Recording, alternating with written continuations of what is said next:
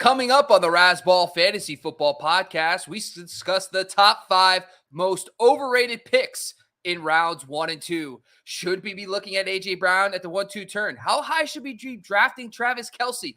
Is Bijan Robinson the next Barkley Zeke in the top 5 for running backs? All that and more starting right now on the Razzball Fantasy YouTube channel.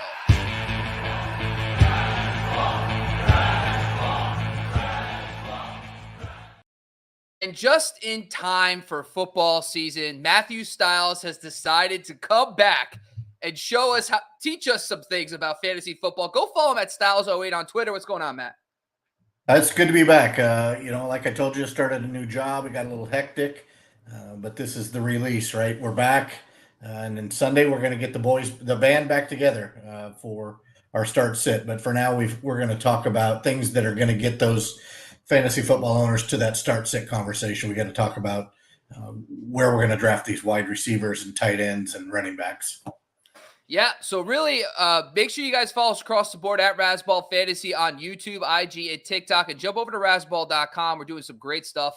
Today's show, we're basically comparing my latest top 150 that I just released on the website, so go check it out on football.razzball.com, versus our consensus ADP. So if you go to Razzball, we have a 2023 ADP tab. We actually collect every single site's, not every single site, but a lot of sites' ADP, can put it into one consensus. And today we're going to compare the 5 players I'm lower on. I don't want to say complete bust, but guys I think are completely overvalued in rounds 1 and 2. And I brought in Matt because I need Matt to either reel me in and say, Bob, what the heck are you talking about, dude? Or I need to be like, Bob, you're doing all the right stuff. I'm hoping it's the latter, but if it's the former, that's why we talk in July. Matt, before we get started, man, you haven't been on the show in a while.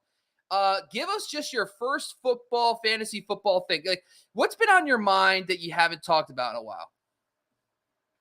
The fact that I almost feel not guilty for being eliminated from Raz Slam.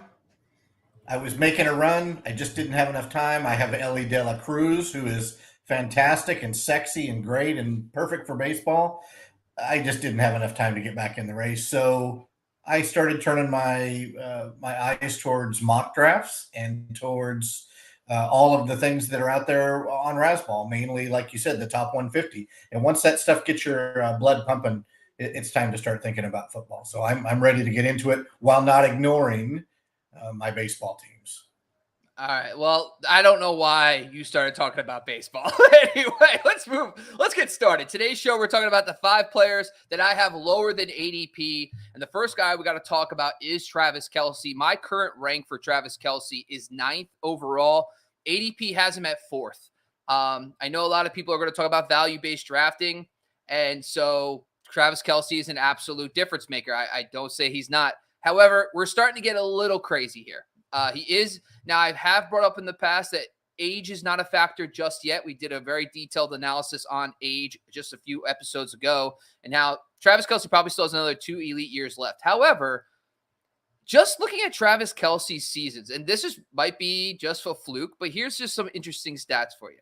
Since Patrick Mahomes became the starter in 2018, Travis Kelce has averaged, this is his PPR points per game points.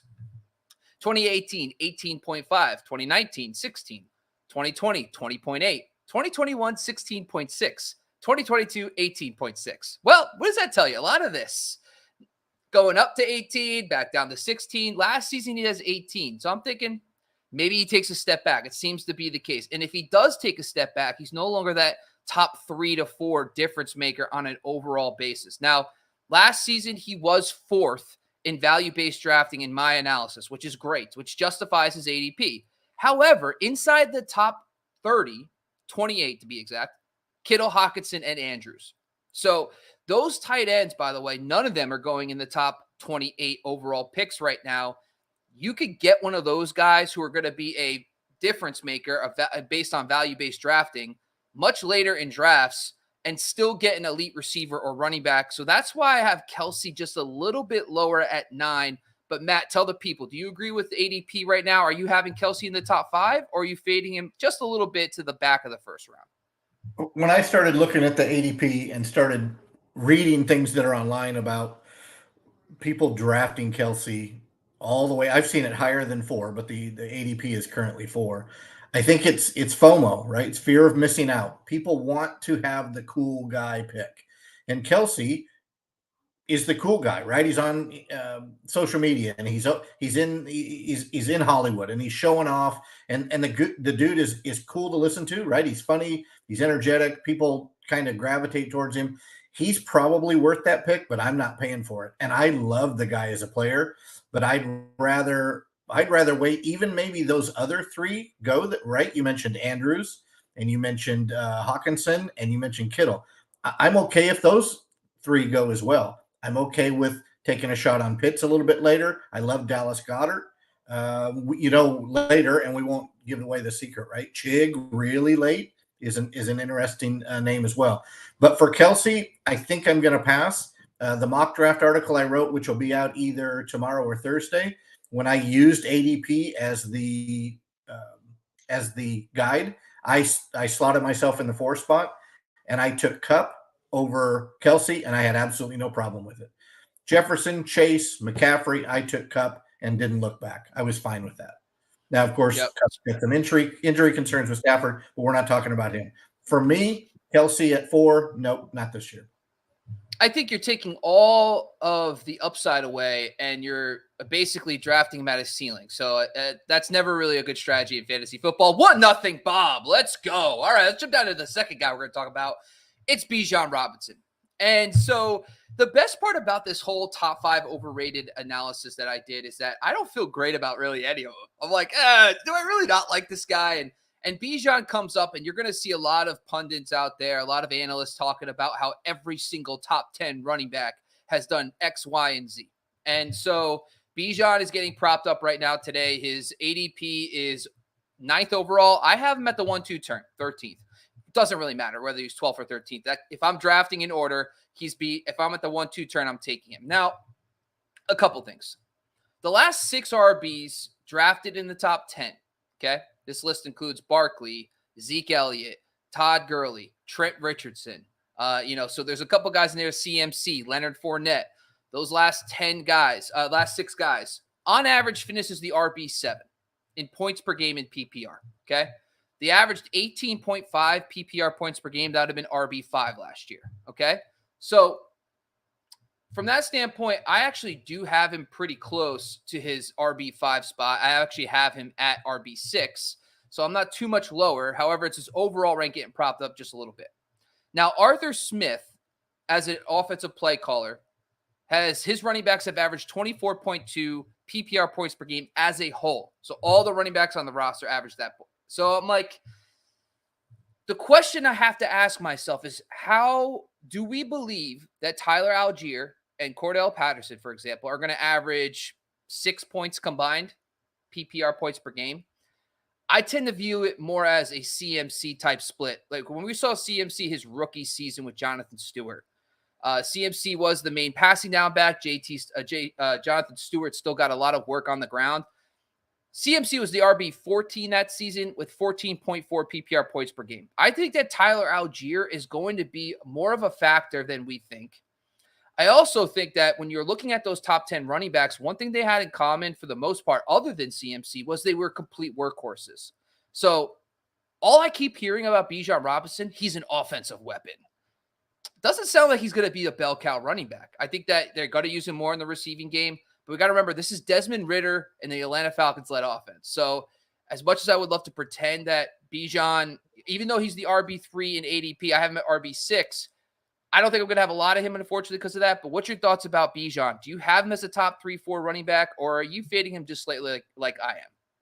So, as you know, I live in San Antonio, so you can't get out of a Saturday without seeing the Longhorns on TV. The guy is different. He really is different.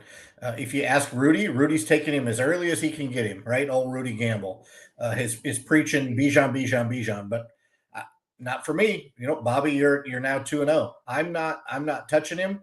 I would much rather go wide receiver and have somebody like Cup and come back with a Amon-Ra St. Brown, or we'll talk about another guy here shortly, or the guy that looks a lot like him in Seattle. But no, I'm staying away from running back that early. I'm not going to overpay, especially for a rookie. and I'm willing to take the L, right? If it comes back to bite me, maybe I play that team once or twice in the season and Bijan tears it up. But like you said, Atlanta's not a formidable offense or team right now. I think they're going to have to find ways to get him the ball where he's not running between the tackles because Algier can run between the tackles. That's the guy that I think is going to get more of the goal line and probably get. I mean, the guy breaks tackles. That's what Algier does, and he showed up really well his rookie year. So I'm staying away from Bijan that early. If he slips late in the second, later than where you've got him, right? You've got him at the turn. I'd probably sniff around a little bit, but I don't think I'm going to go as high as where people are looking at him right now.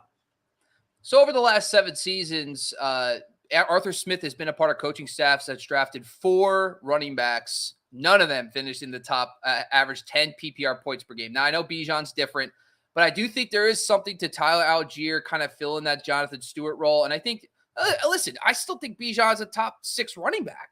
But unfortunately, this is me fading him, so I have to live with it. It is what it is. Let's jump out to the next guy. It's A.J. Brown. Current rank is 15th overall. ADP has him at 11, so I'm 4 spots lower than him currently. Now, look at the splits with and without Dallas Goedert, okay? Last season with Dallas Goedert, he played 12 games with Dallas Goedert, 5 without, all right? His targets with Goedert, 8.3, without 9. Doesn't sound too crazy. Points per game, all right? 16.8 with Goedert. Without Goedert, 20.5, okay? So that 16.8 PPR points per game with Goedert last year would have been wide receiver 9 right next to Amon-Ra St. Brown. Not a huge drop-off from where he finished, but you got to remember, CeeDee Lamb was at 17.7, and then the next guys up, like Adams and Stephon Diggs, are at 19.5, 20 points. So it's a pretty big drop-off. So I think that because of the competition with Goedert and Devonta Smith, and also that rushing attack, I just don't know how much upside if A.J. Brown has another level to go up to that 20 points per game with Goedert on the field. So I have him closer to 15. So what do you think, Matt? Do you have him closer to 11? Are you taking him in that back of the first? Or are you taking – 3-0. So tell the people why you agree with me. I agree with you for the same reason. I mean, you spelled it out. Goedert right now to start the season is healthy. That means A.J. Brown is not worth as much, which means he's not worth the 11th pick. There are other names. You mentioned some of them, Devontae Adams, Stephon Diggs, Amon-Ra St. Brown, that are more valuable at those picks. Or not maybe more value, but they're going to bring more value, I think, at those picks. And if you're somewhere in the middle, right, that 6, 7, 8 range, and you get a guy that you really want, maybe that's your Bijan Robinson. You come back in the middle of the second and get A.J. Brown, it makes a little more sense. And then there again, you're at the 15, 16, 17 range. That I'm okay with. But you mentioned it, right? This is a offense that's going to score a ton of points, but they have a lot of mouths to feed. And there were games when the rushing attack was bogarting all the yards, bogarting all the points, and that was even with Miles Sanders, and that was with Jalen Hurts. And then Goedert comes back and he starts taking more targets. So that's why, if we go back to the Travis Kelce conversation, I'm okay fading those top 4 tight ends unless they fall right into my lap, and going with a guy like Goedert, and maybe skipping the A.J. Brown and going with Diggs or Devontae and Amon-Ra St. Brown at the end of the first instead of A.J. Brown. So right now, for me, and it doesn't happen very often, and if Justin Fields is on this list, we will disagree. But right now, you're 3-0 as far as I'm concerned. Don't you dare. Don't leave him out of this. Anyway, let's go to the next guy. It's Jonathan Taylor. My current rank is 19th overall. ADP has him at 13th overall. And so when I look at JT, I think a lot of people, I am expecting a bounce back based on my ranking. I have him right now as the RB8 overall, RB8, and ADP is RB6. So I'm not too far off ADP just from a running back standpoint, but overall I'm 6 spots lower. This is one of the biggest differences in the top 24. For top 24, it's a pretty big gap. So here's why. So I wanted to understand really what happened with Jonathan Taylor. There was a little bit of offensive line issues over the last few years. We saw the deterioration of the offensive line, but the offensive line wasn't terrible last year. If you look at things like adjusted line yards, it wasn't a huge drop off. So it wasn't that. So it made me start this down this journey of like, what really changed? Well, the first thing that changed was they weren't as good as a football team. So their record changed. So First year with JT, there were 11 wins. Second year, 9 wins. Last year, 4 wins. So does that actually matter for JT's production? Well, it does. In his career, he averages 21.4 PPR points per game in wins and a 14.9 in losses. That is insane. That's like that's over 6 points difference in wins and losses. So now Vegas win totals, now you have the Gardner Minshew, a new coaching staff, Anthony Richardson coming in. Vegas win totals have them at 6.5.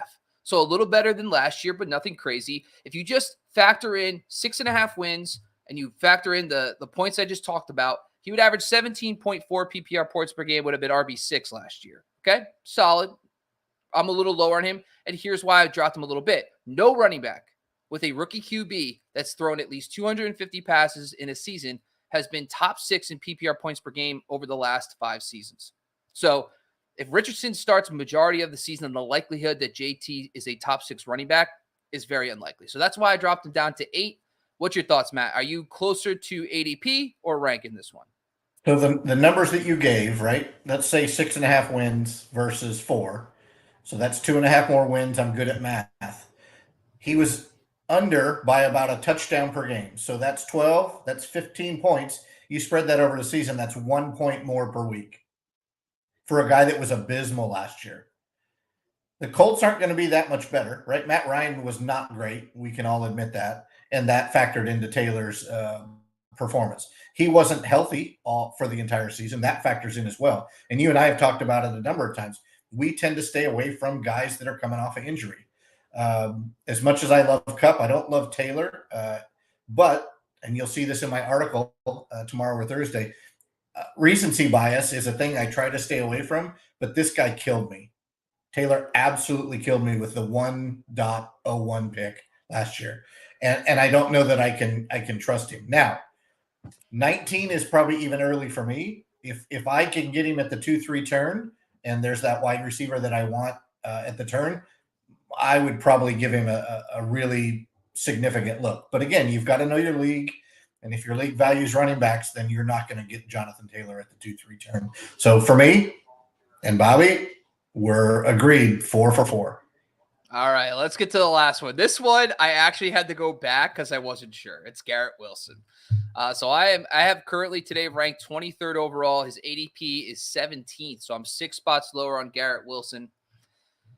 So when I first did this and I put it all together, this is the only player I had to go back into my original analysis. I'm like, I can't be low on Garrett Wilson. He's got Aaron Rodgers now. So what I did is I looked at his targets from last year, 8.6 targets per game. And Aaron Rodgers, listen, he has, Davante Adams has been an absolute target monster for him over the last few seasons. Now, that being said, could Garrett Wilson get to like double-digit targets per game? Yeah, it's possible. It's possible. That being said, this is a fresh offense for Garrett Wilson. I know that over the last few seasons, it's been Aaron Rodgers and Nathaniel Hackett, so he hits the ground running. So I'm actually a little bit higher now on Aaron Rodgers in this offense. But when you apply Aaron Rodgers' completion percentage and touchdown rate to those 8.6 targets that he had last year, he would have averaged 16.4 PPR points per game, would have been wide receiver 12 last season. Current ADP has him at wide receiver 10. I have him at wide receiver 11, not too much lower. So really it's just about where do you value running backs. I also have Mark Andrews in there as well. So I do see, like Garrett Wilson, listen, his QB situation was terrible last year, and he was so much better with Mike White, and now he's got Aaron Rodgers. But I have him at 11. I have him behind guys like Jalen Waddle, for example. I have him behind like Chris Olave, which I think is also a kind of like close in that aspect too. But what's your thoughts about Garrett Wilson closer to ADP 17 or my rank at 23? So what you have Waddle, you have Olave. Where do you have DK Metcalf on your list? Do you have that list handy? I do, yeah. So here's the breakdown for wide receivers I have, and I just lied to you. I don't have Chris Olave higher. So here's my I goes after the big 5. So Diggs, Hill, Chase, Jefferson, Kupp. Those are my big 5. I go Amon-Ra St. Brown at 6, Lamb at 7, Brown at 8, Davante Adams at 9, Jalen Waddle at 10, and then Garrett Wilson at 11. And who are your 3 right after Wilson? So my 3 right after Wilson are Olave, Higgins, and Keenan Allen. Okay. So in that math, I like Wilson where you have him. So we're 5 for 5. However, depending on where you drafted in that first round, like you said, running back versus wide receiver, there are wide receivers that can bring the same value that Garrett Wilson does, and you can wait a little bit longer. Now you've got him at the second to last pick in a 12 team in the second round. So it makes a Yep. little bit of sense, but I think you could wait and get him coming back if you're looking at or you could grab him now and a DK Metcalf or a Chris Olave coming back. Um, I I love Aaron Rodgers. You know that we've talked about it probably ad nauseum. You're over it. You won't get as much Aaron Rodgers out of me this year just because I'm contractually obligated to talk about the Packers and not the Jets. But Aaron Rodgers is going to make this kid better as long as this kid pays attention and listens and runs the routes. The first time he pisses Aaron Rodgers off, he will be hyper focused on somebody else. That's just, I mean, Aaron Rodgers, we talked about he's petty, right? He can be a real petty quarterback, but he can make this guy a superstar. I just would like to see it start this year, and maybe Wilson moves up the ranks next year. So I think we're 5 for 5. This one would be about the closest. This and the AJ Brown would be probably the closest for me. But again, it's going to matter a lot. How did your first round shake out? And if he's there coming back in the third, you absolutely need to take him. Even if you went wide receiver, I think you have to take him in the third if he's still there. So when I was looking at this too, and I do want to touch on a little bit more than this because this one was a little tougher because like you want to justify because you've seen Davante Adams, right?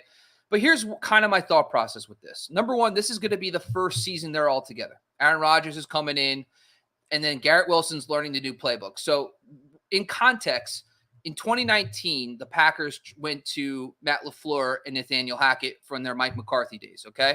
The first season with this regime, Davante Adams averaged 17.7 PPR points per game, okay? The prior year, he was at 21.8. The year after, he was at 25. The year after that, 21. So the first year in the scheme, Davante Adams had his lowest points per game. So I do think that there's going to be a little bit of a learning curve here.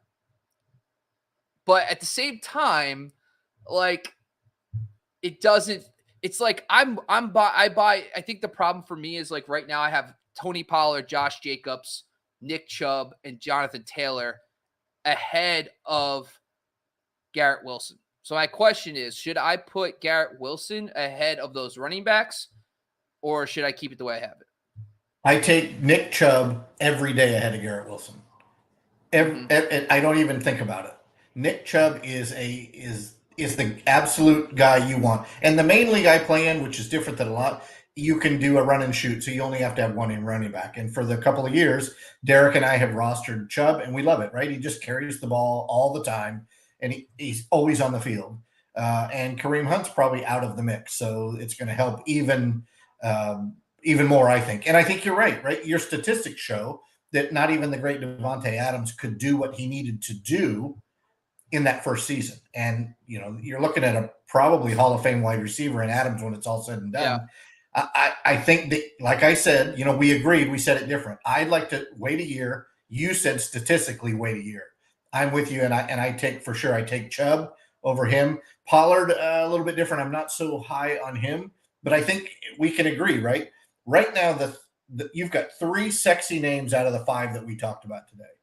And they're exactly why we're having this discussion, because Bijan and Kelce and Garrett Wilson are the sexy names right now. Garrett Wilson because of Aaron Rodgers and no more Zach Wilson. Kelce because he's Kelce, and Bijan because he's the flavor of the day at running back. And there's a lot of people who live in Texas that play fantasy football, so they all love him unless they are A&M or Texas Tech fans. But anyway, those are the 3 sexy names. So they're going to rise up ADP boards. What you have to do is you have to determine at what point does it make sense for your team to draft them? And by the way, when does it make sense to pass? Let somebody overpay so that you can scoop up somebody you need more or that benefits your team more. This has been fun. Honestly, I got to tell you, this is the first year I went all in on a top 150, and I've really dived into this stuff. So this is going to be a fun. This is go check out my 4.0 that just launched on the website. I put a lot of time into this. I got quarterbacks updated. I give everybody 5 rankings risers every episode, every time I drop an article. So go check it out on razzball.com and go check out Matthew Stiles latest article that's going to be dropping this week. And go check out all our great writers on razzball.com. We're doing a bunch of great stuff over there. Today's show, by the way, was brought to you by Razzball Fantasy Football, baby. And we have been talking about the YouTube, IG, and TikTok channels. When I tell you, I am on TikTok breaking down every single player I have ranked so far. So go check out our TikTok. Go check out our top 150 and go sign up for the Raz Bowl, folks. Raz Bowl 5 is here. Go check it out. Go to the website, find the Raz Bowl article, sign up and play against me and Matt. It'd be a lot of fun. Also, we got projections. Rudy's projections on Raz Bowl is a really good way, great tool for you to go check out. And go check out all the tools and resources, ADP, and all the stats from last year that can help you win your fantasy league this year. Once again, I'm your host, Bobby LaMarco, Matthew Stiles. Thank you for joining me once again on today's show. Matt, any final words for the people? Anything you want to promote for yourself coming up this week? Are you going to read my article Wednesday or Thursday when it comes out? Yeah, sure. I'll read it. What? I'm contractually obligated. I'm going to guarantee you're going to read it. Guess who drafted Justin Fields? Nice. Look at you. I just moved him down a spot in my rankings behind Joe Burrow. So I just like. So anyway. Not only did I draft him, but I shouted you out in the article. There he is. That boy. I love it. I love it. All right. Once again, I'm your host, Bobby LaMarco. Go follow me at Bobby LaMarco on Twitter, and Matthew Stiles. Go follow him at Stiles08. Thank you for joining once again. We are out of here, folks.